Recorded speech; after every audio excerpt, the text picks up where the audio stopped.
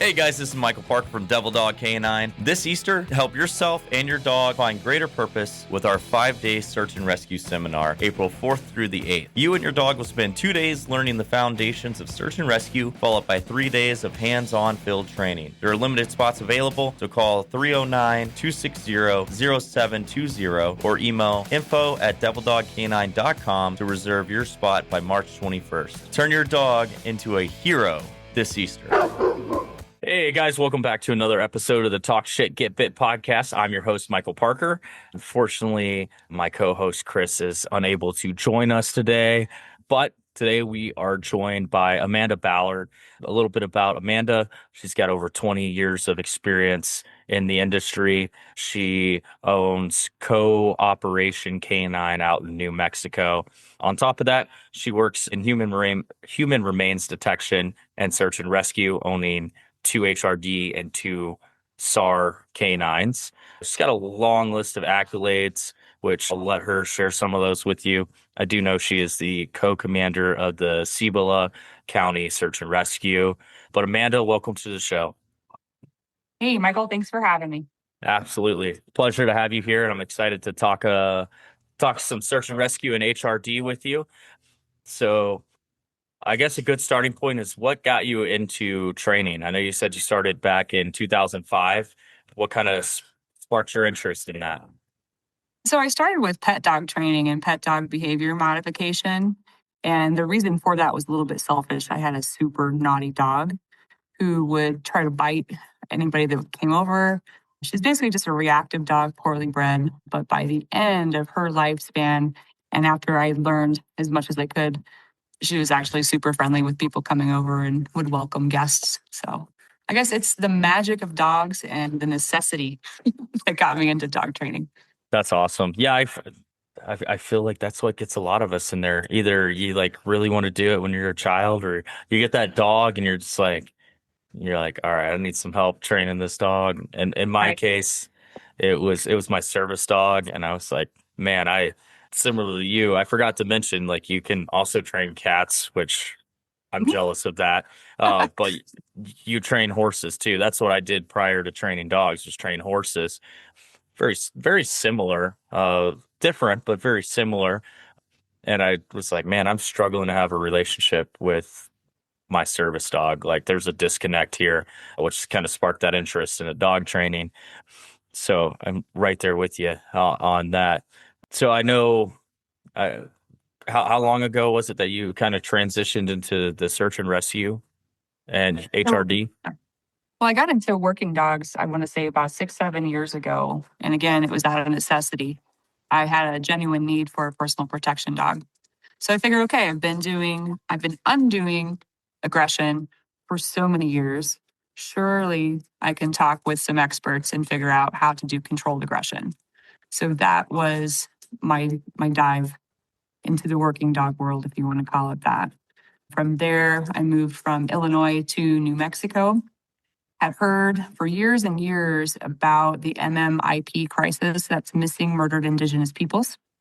And it shot through me like an arrow through the heart. I've got dogs.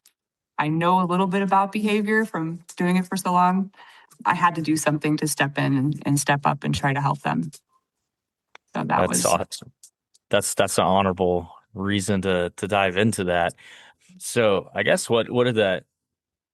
I've never trained a search and rescue or HRD canine. I mean, I have a dual purpose canine who does explosive detection, but I know. But for those listeners out there that don't know, it's got areas that are kind of similar, but it's a very different training journey.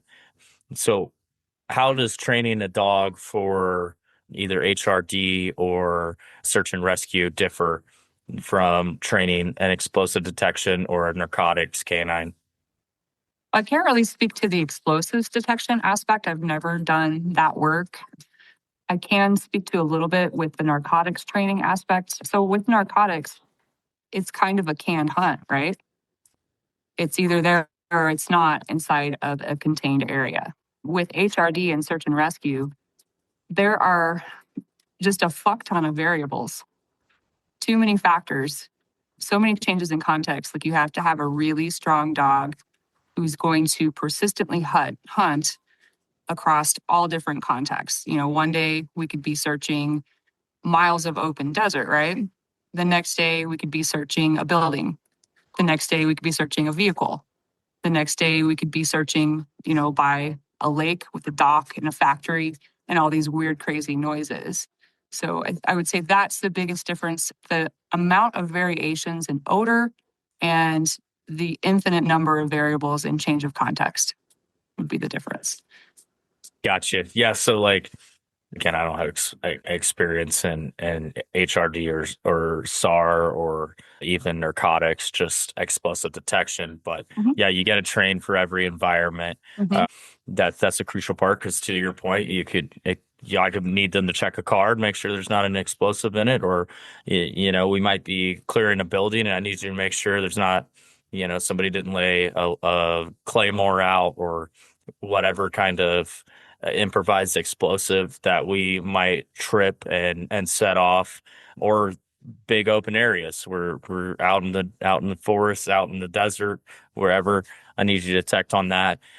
I feel from what little I do know, explosive detection, either like you said, there's a bomb there or there's not. Whereas when you're doing search and rescue, how long does that odor linger for the dogs to find? Okay, so live human odor varies greatly depending on weather conditions. A place like New Mexico, where I live and work, that odor is not there for very long because we have almost no humidity. And then we've got wind and we've got very little vegetation. So it's kind of like hard surface tracking, but you don't have as long for that. So I would say if I'm not on scene within a couple hours of that person's last known point, then the dog's probably not going to be able to track or pick up that person's odor.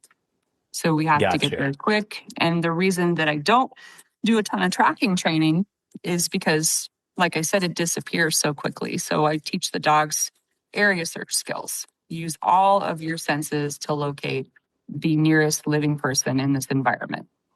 So we grid it Gotcha. out, go square by square, and dogs will locate any living person in that environment. Now, so you usually just have them look for anyone living in that Mhm. environment versus doing like an article search. They can work off of articles, but we don't always have the luxury of having that. So we do a lot of training without that. That makes sense. Yeah, Yeah, it definitely helps if you have an article. For those of you that don't know what an article search is, that's, you have an item that has that person's odor or scent on it, and you send the dog out to find that odor. that's Uh, specific. Mhm. which, yeah, I guess sometimes if you have no idea where you're looking for somebody or you don't have any leads, you just kind of have a location, then you don't have that luxury. So that's very different. I mean, I think that just kind of shows how scent detection is at the core. Scent detection is scent detection, but how you have to use it in different aspects can vary so drastically. Now, let's talk about the HRD, the human remains detection, a little bit. How does that training process look, trying to train for that versus training for search and rescue? As far as the training process, I mean, there's a world of differences. So I'm not really sure how to get into that. I would say HRD is probably, in my opinion, more difficult, more time consuming than like a live find would be, just because that odor can have so many different variations, stages of decomposition and places it could possibly be, that it's a little quite a bit more difficult than live find or area search.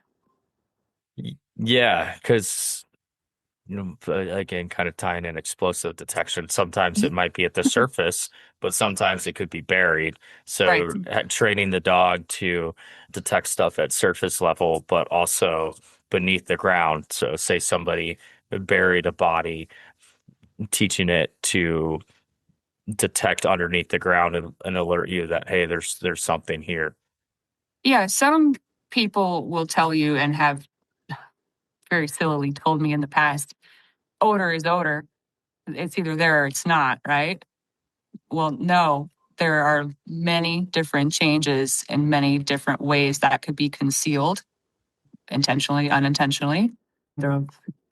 No, it's not just one specific odor that you're looking for. It's all of the different contexts. Like, so that could be buried. That odor picture is going to look different to a dog depending on what it's buried in, how deep it is. So those are all things that we have to train for. Obviously, odor first, your dog knows odor, that's great. And then you add and introduce all the different variations that you can. That makes sense. Yeah, everybody, like when I started getting into, odor detection, everybody's like, well, you've got to wipe everything down, no human odor or any of that. Mhm. But in which I understand that, but like you said, in real life scenarios, guess what? Who handled those like explosives and stuff? Humans. So there's going to be human odor attached to it. I think and in my opinion, I think it's a little bit like people being nitpicky. I can understand early on getting the dog used to just finding that scent, but then Mhm. after a while, I don't wash my hands and stuff and wipe the things down entirely good. And it's got natural odor mixed with it because that's what you're going to find out in the real world is like somebody handled it at some point. Yeah. I mean, I so I Go ahead. handle everything sterilely. I'll even use different brands and different types of gloves to hide things. Everything gets cleaned out with alcohol to make sure there's no odor left on it, on the containers. So, yeah, I do not want live odor mixed in with my HRD odor for sure.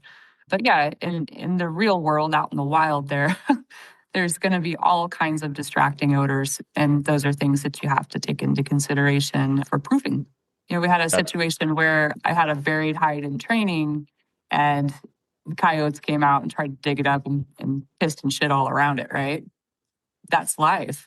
That's what happens in the wild. So the dogs had to go, they had to know not to get overly fixated on that animal odor and go to what we were looking for, which was the buried that's source. some real life training right Mhm. there. Yeah. That's can't beat that. I got a question for you. How deep underground can a canine pick up that human odor Like buried remains. remains? Yeah.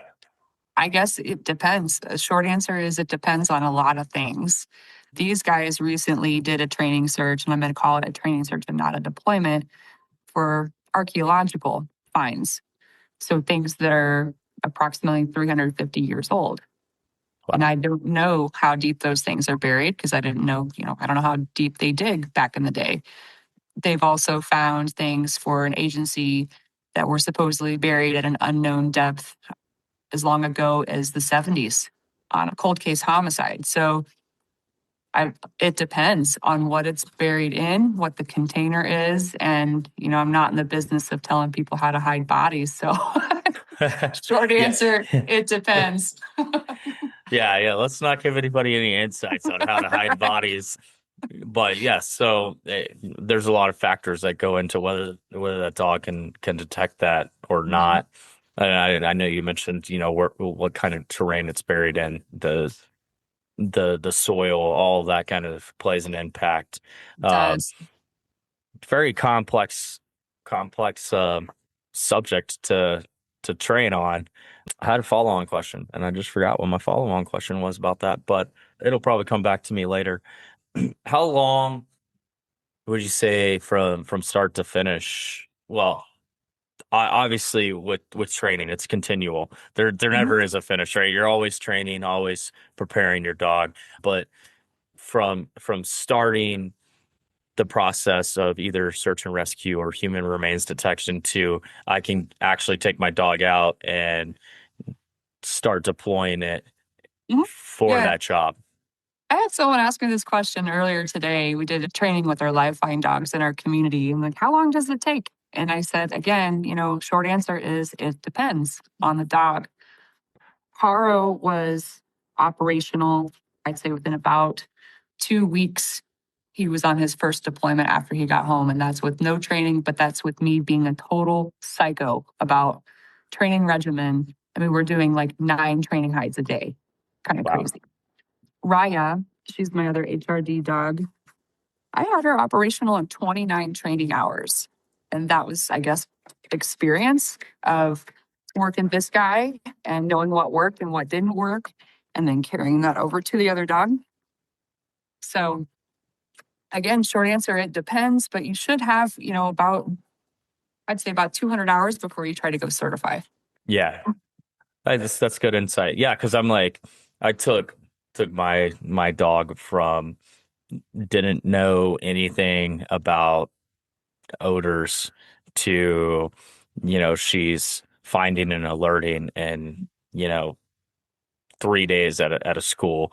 She's finding it in buildings, she's finding it Mhm. on vehicles. And how I started that was building her hunt drive, which is something that you mentioned being crucial with honestly any kind of odor canine is they have to have that drive to keep hunting for it. Because like you said, sometimes it's not there. Sometimes we got to search for a while to find it. So Right. you got to have that persistence to keep going and not get bored or distracted. And so I built her ball drive probably for like 3 or 4 weeks, just yellow ball with a string, throw it out, teaching her to get it and bring it back, making it harder and harder, increase distance, making her wait to go find it and such forth. So then when I came time for me to teach her at the school, they're like, hey, we're gonna put it in this wiffle ball with a string and throw it out there. I was like, oh, she knows this game. All right, bet. So we did that, and like by the second time of throwing it out there, you could see she wasn't like she was looking for it, but you could see like she was also smelling for it. She was using her nose and Mhm. tracking where it was coming from. Till later that same day, we're putting it in a box on the side of a car, and I'm sending her 100 yards to go find it. And she's getting there. Obviously, she didn't know how to alert at that point, but she could find it. And then building Mhm. her to alert, which I'll say her alert's not the best. Sometimes she wants to try to eat it, which when you're dealing with explosives, I'm like, Probably please don't don't want to do try. that. Yeah, please don't eat the explosives and please don't try to bring it back to me because I don't want to go boom too. But more so it's the knowing her body language and cues when she's on odor. And I'm sure that's something that you use a Mhm. lot in search and Definitely. rescue and human remains. Yep. Yeah. So change of behavior is something we pay a lot of attention to. I do have very pretty TFRs or trained final responses, alerts, indications, whatever you want to call it. But I pay the most attention to that change in behavior because then I know whether or not my dog is punking me. Because they're Malinois, they're smarter than I am.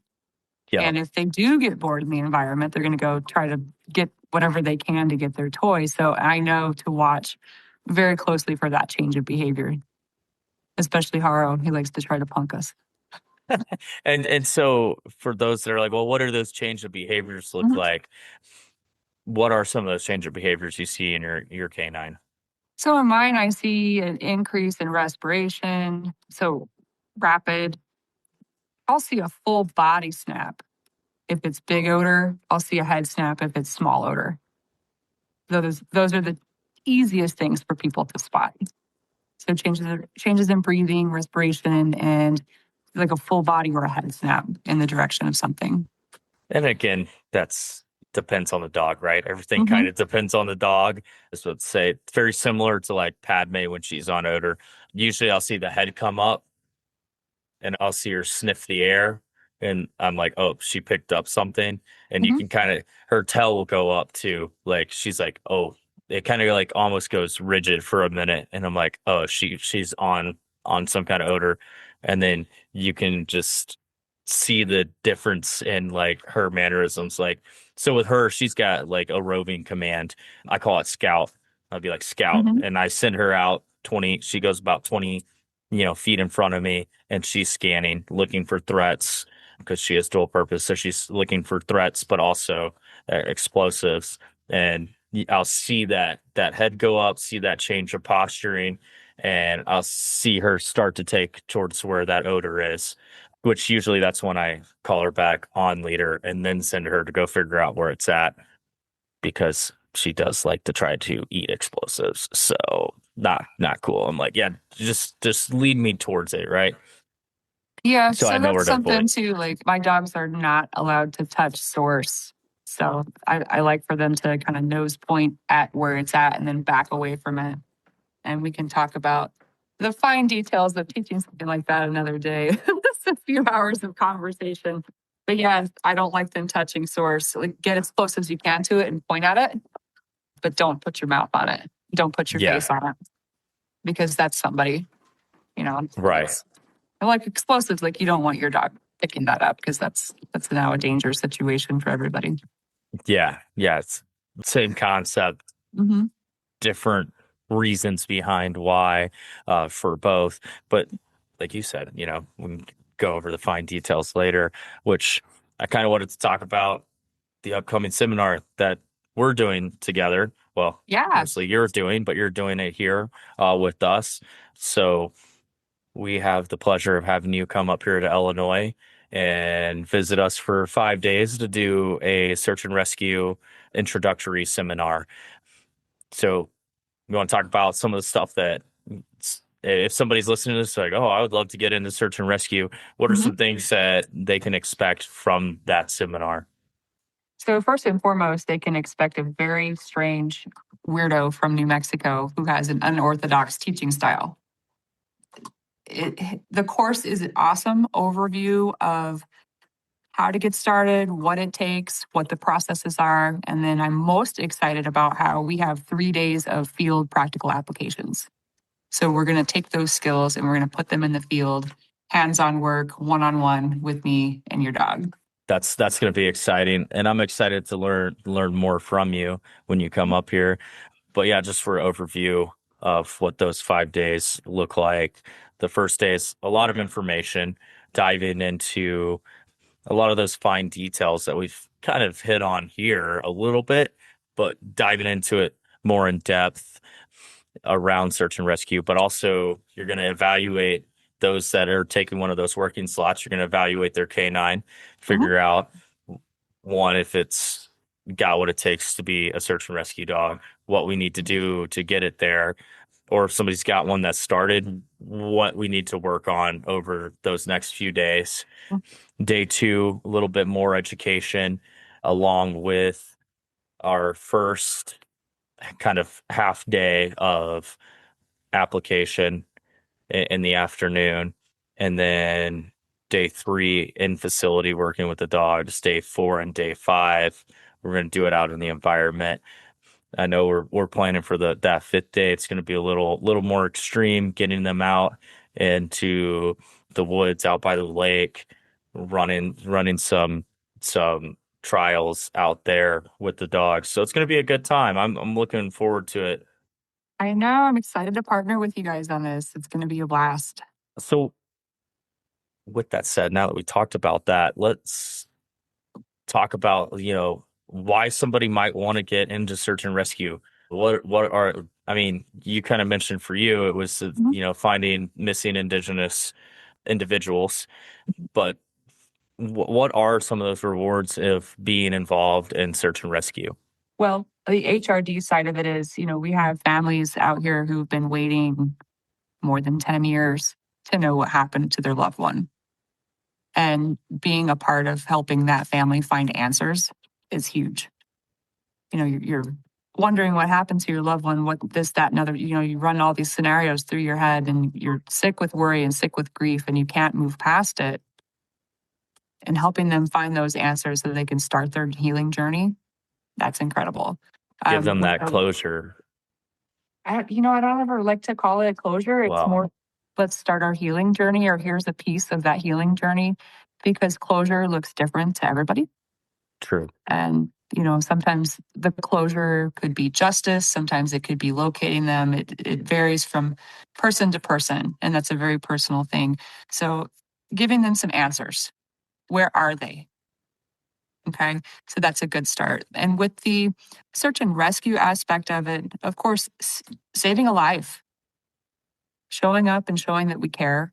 Everyone is someone, and getting someone off of that mountain or back to safety. That's why we do it. That's awesome. Mhm. And I can relate with that. I think especially any of our veterans and first responders that listen to this, you're like, yeah, you know what that feeling is like to save a life and be there for someone in their time of need. It's a special feeling. Definitely gives you a good sense of purpose. Next question, a little harder. Okay. What are the downsides to it, if any? What's the hardest aspects of doing search and rescue or HRD? I absolutely could not do any of it without the support of my community. So when you are doing this type of work or any type of first responder work, you need to have that network of people who love, care, and support you and will just listen and be there for you. Without them, couldn't do it. Really couldn't even do any of the live find training without them. We have so many amazing community members here in my local home community in New Mexico who will volunteer to come out and hide from my dogs and make complex training scenarios happen for them. And we would be impossible without them. That's So awesome. yeah, and it's tough. I think one of the most pivotal moments for me in HRD work was being there for a death notification where our team had located someone. And I will never forget the sound the family made, the wailing of the family. That is ingrained in me forever. That was difficult, but knowing, okay, I was a part of helping them find answers. They know where that person is now, is what, kind of makes it okay. Yeah, that it's never easy to deliver that kind of news to a family. Even though you are delivering answers, it's still hard answers to have Mhm. to deliver. All right, so that was kind of sad. I'm not gonna lie, that kind of put me in my feels. Yeah, yeah. So And now I you gotta have now you gotta share a rewarding experience. Share one of your happy stories with us. Oh, I mean, I guess I have to sit with that for a minute because that is really heavy. I can't just kind of breeze over and move on.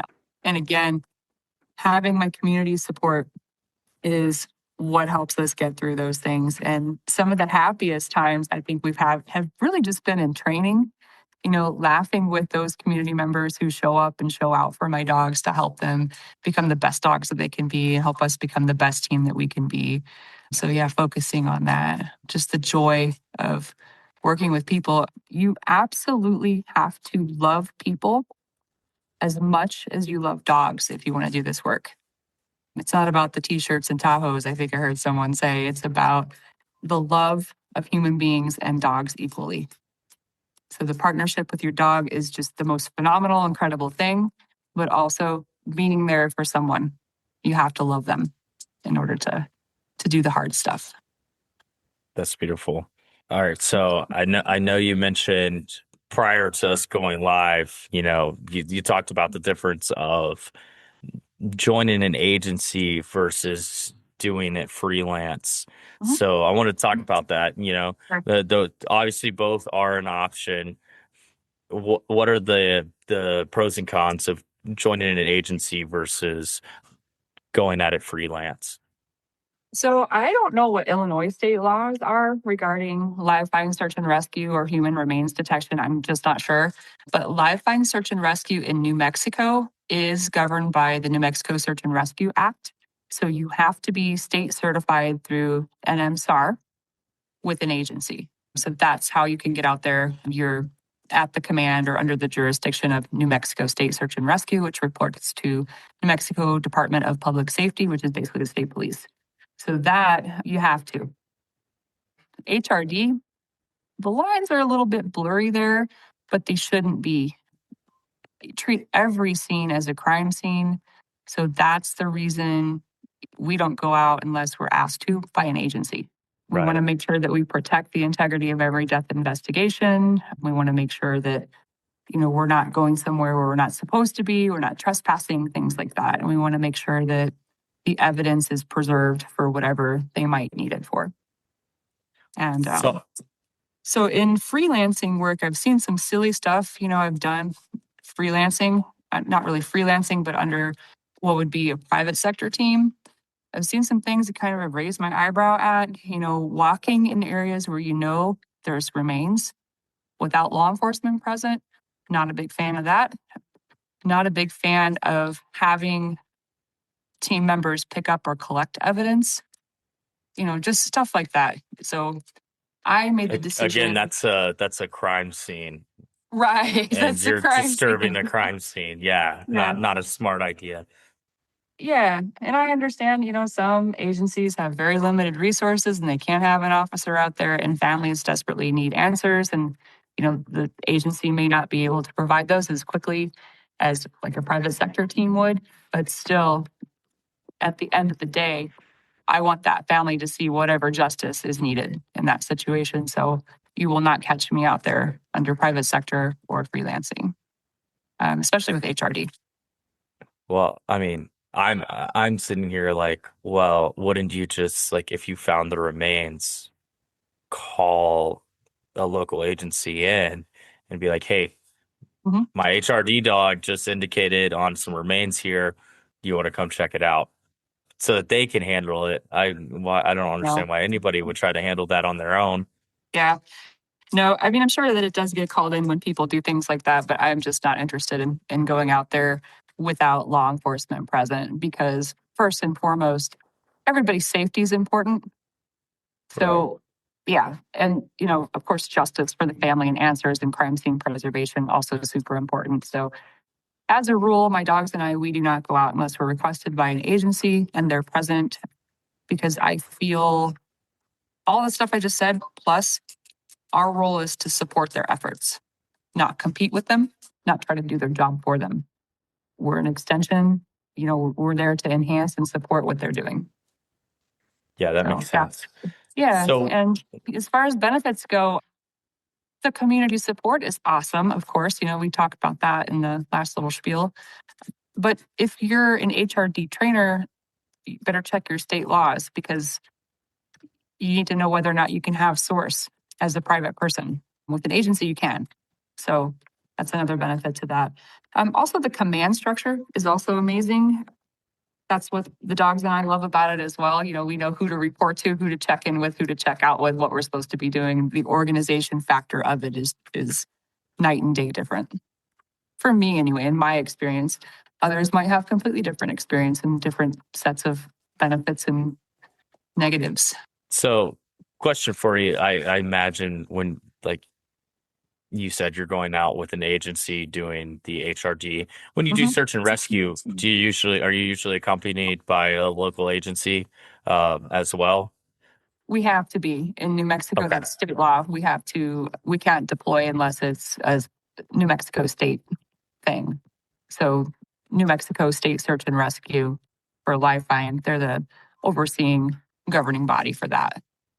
And again, you're just an extension of law enforcement at that Mhm. point. You're a resource to them, A like you're resource. aiding them in their Mhm. search for a missing individual. So it makes perfect sense. And then to your point, like the safety aspect too. Like Mhm. if you do have to cross property lines, so Mhm. your dog's on.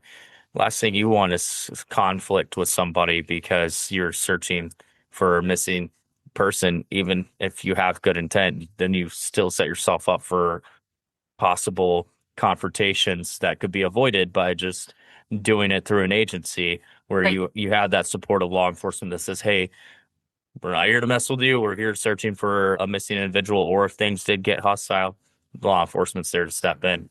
So don't Well, yeah, freelance it. New Mexico is a little bit the wild, wild west in a lot of places, especially my little county here. So we have a thing called a fence outlaw. If you cross that fence, that property is fenced, you're you're trespassing, you're criminal trespassing. Also, in certain situations, we're going into areas that are dangerous.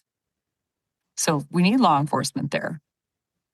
And we're not going to go in there without them. I've had homicide suspects walk up and try to interrupt my HRD search, ask me if I found anything, what I'm doing out here. stuff like that. So real important that you're staying within the lines and operating within what you're allowed to do.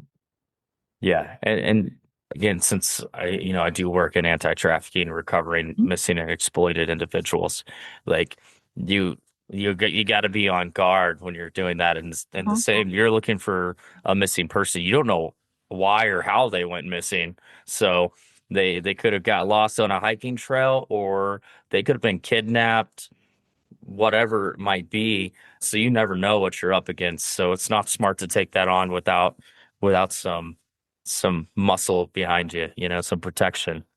Yeah. Well, you asked me initially what got me into search and rescue, and I gave you my answer, and that, that was the start. What really lit a fire under my ass was my neighbor was brutally murdered. And the sheriff's office and the neighbors knew that I had dogs. And they called and they said, the neighbor called and said, "Hey, can you come up and help look for her with your dog?" And I said, "Not without law enforcement asking me," obviously. And so neighbor called back and had the deputy there. He said, "Sure, come on up. We'll take any help we can get."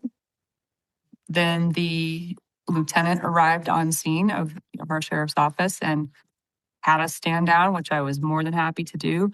But just watching everybody go from building to area to area to area to area to hours looking for my neighbor, when that would have taken me and my dog maybe a couple minutes, where she was eventually discovered. And that lit a fire under my ass. And the fire was, I need to get better at what I'm doing so I can help them and expedite this process for them, save them the trouble of wandering all over that property, and show them exactly where it's at with a really good dog. That's Yeah. powerful. Yeah. I mean, so yeah, it is the Wild West. My dear neighbor was by road a mile and a half from me. As the crow flies, about a quarter mile from where I live. Wow. So I guess I got one last question for you. Sure. We mentioned, you know, the benefits, the cost of doing it, joining an agency versus freelancing. Obviously, join an agency, don't Mhm. freelance it. Yeah, That's don't what be I out want you there to take wandering away from around. this. But for somebody that's hearing this and they really want to get involved, outside of obviously you've got to train a dog for this, what are those steps that somebody needs to take to get involved? Yeah, so join a local agency, start hanging out at the meetings, figure out, you know, do you like how this command structure works? Join your local volunteer fire department. Get your FEMA IS certs done so that you know how to respond to a unified command and things like that. See if you like that. That's step one. Then if you do, you're hanging out, you're learning stuff, then go work with someone, learn from someone who's doing this, and learn about all the aspects of day-to-day life with these dogs and all the work you're going to have to do. And if you're like, cool, that's what I want to do, sign me up, then take the next step from there. But yeah, join your local fire department. There you go. Join your local fire department. That's Yeah. how you get involved. Uh, so I do have one more question. Yeah. How many hours a day or a week do you spend? And I know you got four of them, so that's Mhm. a lot of commitment to keep them trained. We'll break it down per dog. How many hours a day or week do you spend running them through scenarios? Mhm. Gosh, that's a great question. I think I'd probably have to look at training records because I do actually have a life sometimes where I have to run errands and maybe go to a social event. But a lot is the short answer. A lot, and it depends on where they're at with their training. So like today, Elvis and Osa are my lifeline dogs. They did 4 hours today with me. Each or divided? Total Okay. divided. Yeah. So I was blessed to have people that want to volunteer to help me out spend 4 hours of their day with me. And that's just amazing. That's awesome. hmm But the That HRD dogs, we're running training searches at least 3 times a week. The live find dogs, it just depends on when I have people available to help me with that. And it's at least 4 hours a week, 4 to 5 hours at minimum. and and if you're listening, you're like, what? 2 hours per dog? Like, well, when it comes to live fine, I mean, I'm sure it can take a while doing the Mhm. HRD fines, but a live fine, you might be out there twice that, if not longer. I Mhm. guess that leads to a question is how long would you leave like if you're doing a live find, is there a time limit on how long your dog can be on that? Or do you have like personal time limit Mhm. on how long you'll allow your dog? Because obviously you got to worry about exhaustion and things of that sort if you want to talk about that. Yeah. So I think probably a lot of people listening are like, why the fuck does she have four dogs, two in each discipline? Well, the answer is because our deployments can be really, really long sometimes. And Malinois are crazy. Some of them, like Raya, she will run until she dies. I have to watch her. So it depends on the weather.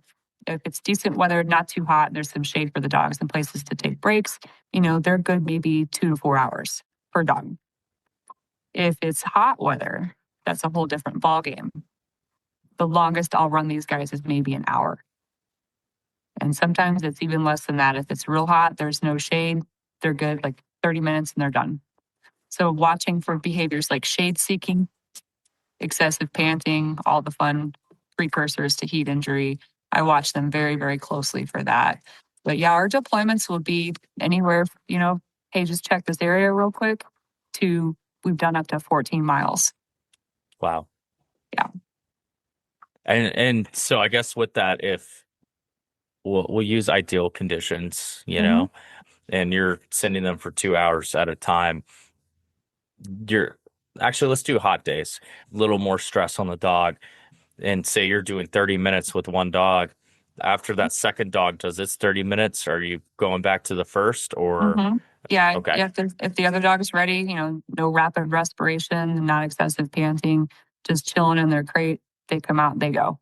So we're rotating. I have an amazing flanker. My son, actually, who is the lieutenant of our local volunteer fire department, he is my flanker. So he'll either be with me or he'll be driving the vehicle to the next deployment spot. okay. So, yeah, so I go the whole way. I don't get any breaks, but the dogs definitely do. I feel like we all take better care of our dogs than ourselves most Sure. of the time. Yeah. Well, Amanda, I do you have any and last imparting wisdom for the audience? Yeah. Back to the how long does it take depends on the dog. Choose the right dog for the job. And if you're like me, where you are a self starter, you'd like to figure out things yourself, you'll go and learn from as many people as possible. But at the end of the day, you're working dogs like crazy, figuring things out yourself. Choose the right dog for the job and don't get butthurt if you pick the wrong one. It just means that's not the right dog for the job. And that dog has a different superpower. I love that. I'll something to that too is you got to train the dog, but you also got to train yourself. Hmm. You should always be seeking more knowledge, improvement, and working on your skills. And as Amanda said, she's gone up to 14 miles in a day. If your dog's going to do 14 miles in a day, you got to be able to do 14 miles in a Yeah. day. So keeping yourself in shape mentally and physically is huge. But Amanda, I just want to thank you for coming on here. I look forward to seeing you in a few weeks. If you guys are listening to this and you're interested in our search and rescue seminar, I'm sure we'll do more in the future if you can't make it out to this one. But if you are interested in it, it is April 4th through the 8th. You can reach out to us at Devil Dog Canine to find out more information. But as always, guys, thank you for tuning in to another episode of the Talk Shit Get Bit podcast. We'll see you next time.